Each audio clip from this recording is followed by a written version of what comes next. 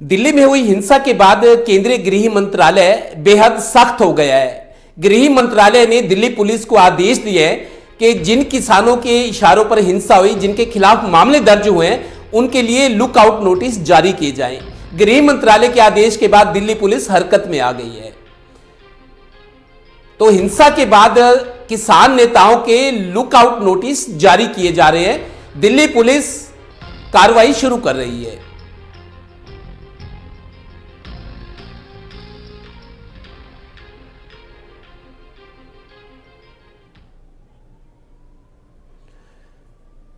इस खबर पर ज्यादा जानकारी के लिए हमारे संवाददाता दिवांशु मल्होत्रा जुड़े हैं। दिवांशु, किसान आंदोलन हिंसा के बाद बैकफुट पर है और जिस तरीके से मोर्चाबंदी जो हो रही थी उसमें संख्या घट रही है किसानों की। इधर हमने देखा हरियाणा पंजाब के किसान भी दिल्ली से लौट रहे हैं।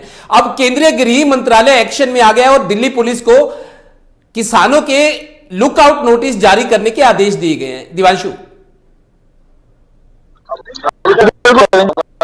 26 को जो हिंसा हुई उसको लेकर दिल्ली पुलिस ने दर्ज की है और उन 25 एफआईआर में करीब 37 किसान नेताओं के नाम। ऐसे में बड़ी खबर हमें मिल पा रही है कि दिल्ली पुलिस ने लुकआउट नोटिस जारी किया है और उस लुकआउट नोटिस के जरिए ये तमाम किसान अब वो ही भाग पाएंगे। और लुकआउट नोटिस की बात करें तो इन तमाम किसान नेताओं का जो पार होता है वो फॉरेन पार्टी को दे दिया जाता है। और अगर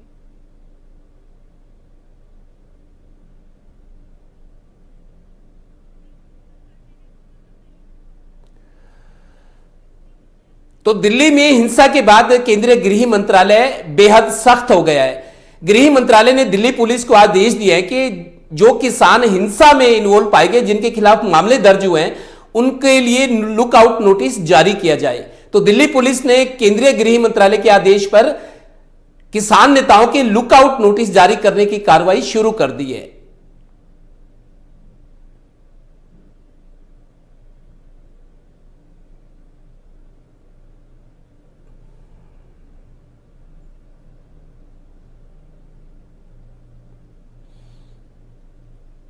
तो दिल्ली में हुई हिंसा के बाद किसान आंदोलन को धक्का लगा है। जिस तरीके से किसान वापस अपने घरों को लौट रहे हैं।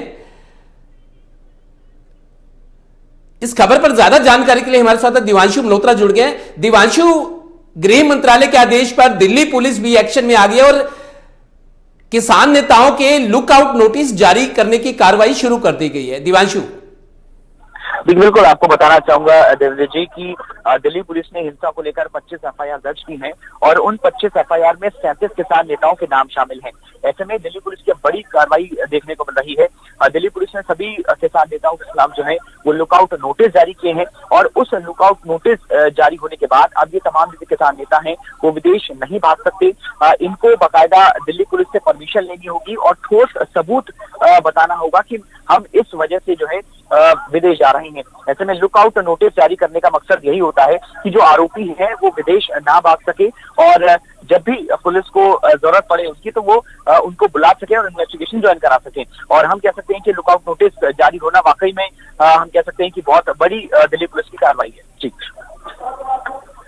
दिवांशु, लुकआउट नोटिस से मेरे को लगता है कि किसान नेता और किसान आंदोलन को और धक्का लगेगा, क्योंकि जो किसान लगातार अपने नेताओं के मार्गदर्शन में, निर्देश पर वो दिल्ली में मोर्चाबंदी किए बैठे थे, अब चूंकि नेताओं पर कार्रवाई होनी शुरू हो गई है तो इससे किसान आंदोलन को और ज्यादा सेटबैक लगने की आशंका है। दिवांशु, देखिए बिल्कुल जाहिर सी बात है देवेंद्र जी, जिस तरीके से 26 तारीख को हिंसा हुई उसके बाद तमाम किसान नेताओं के खिलाफ जो एफआईआर हुई उससे किसान नेताओं के हाथ पैर तो जरूर फूल गए हैं। लेकिन इसके साथ साथ जो दो किसान संगठन जो कि दिल्ली के चिल्ला बॉर्डर पर बैठे हुए थे, गाजीपुर बॉर्डर पर बैठे हुए थे, उनका आंदोलन से अलग हटना, ये हम कह सकते हैं कि किसान आंदोलन को एक बहुत बड़ा झटका लगा है।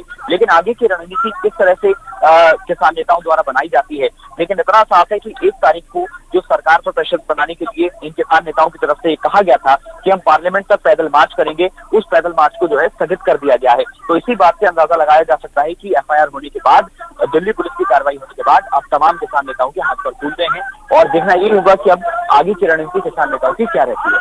जी दिवांशु, अभी ताजा स्थिति की बात करें, चूंकि आप दिल्ली में हो, वहां लगातार कवरेज कर रहे हो, दिल्ली में जो मोर्चे बंदी किसानों की थी। टीकरी बॉर्डर की बात करें, सिंगू बॉर्डर, यूपी गेट, चिल्ला बॉर्डर, अभी किसानों की जो जमावड़ा था उसमें कितनी कमी आई है, यथास्थ अभी स्थिति क्या है, ताकि हमारे दर्शकों को पता लगे कि किसान जो मोर्चाबंदी किए बैठे थे वो किसान आंदोलन कितना कमजोर हुआ इस घटना के बाद। दिवांशु। देखिए बिल्कुल देवेंद्र जी, आपको बताना चाहूंगा कि जब से हिंसा हुई है उसके बाद से लगातार दिल्ली के बॉर्डर्स पर जो किसानों की संख्या है उसमें कमी आ रही है।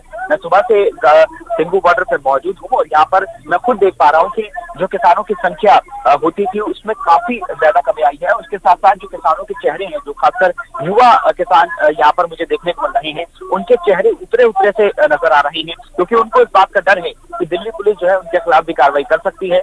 ऐसे में किसान आंदोलन में जो लोग शामिल हुए हैं उनमें कमी लगातार आती जा रही है, ये हमें देखने को मिल रहा है। इसके साथ साथ अगर हम सुरक्षा की बात करें देवेंद्र जी, तो सिंगू बॉर्डर, इसके साथ साथ टीकरी बॉर्डर, गाजीपुर बॉर्डर, यहाँ पर दिल्ली पुलिस ने अपनी सुरक्षा व्यवस्था को और भी ज्यादा बढ़ाया है।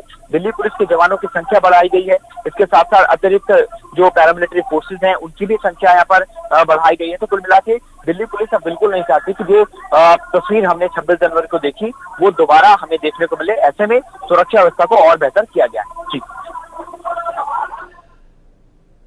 दिवांशु, आप फिलहाल स्थिति पर नजर बनाए रखें, आपसे फिर संपर्क करेंगे।